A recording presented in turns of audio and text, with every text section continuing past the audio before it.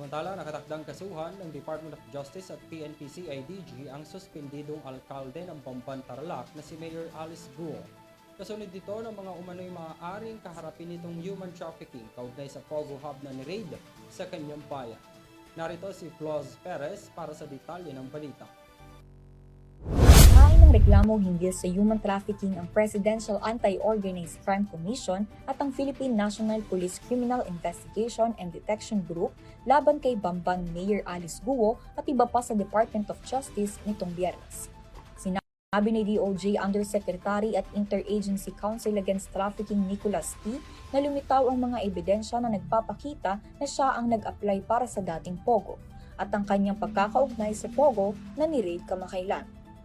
Sinabi ng DOJ na patuloy ang proseso para sa paglalabas ng International Lookout Bulletin laban kay Guo.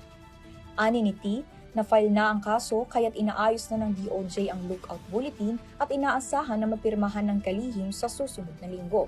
Kabilang sa reklamo ang mga opisyal na Chinese nationals ng Zunyuan Technology Incorporation, Hongshan Gaming Technology Incorporation at Baofu Corporation kasama ang dating Director General ng Technology and Resource Center na si Dennis Conanan. Bagamat na-file na ang kaso, sabi ni T, dadaan pa ito sa proseso ng preliminary investigation kung saan bibigyan ng pagkakataon ng alkalde na ipahayag ang kanyang panig. Nananatiling bukas ang kaso at hindi pinangungunahan ng mga prosecutors na magsagawa ng sariling preliminary investigations. Dagdag pa niya, nakikipag-ugnayan na ang PAOK sa mga lokal na pamahalaan para sa mga Pogo Hub sa bansa, lalo na sa Pampanga. Nakatakdang mag-ipon ng PAOK para makalikom ng sapat na ebidensya para sa mga kaso na maaaring isampa laban sa iba pang respondents.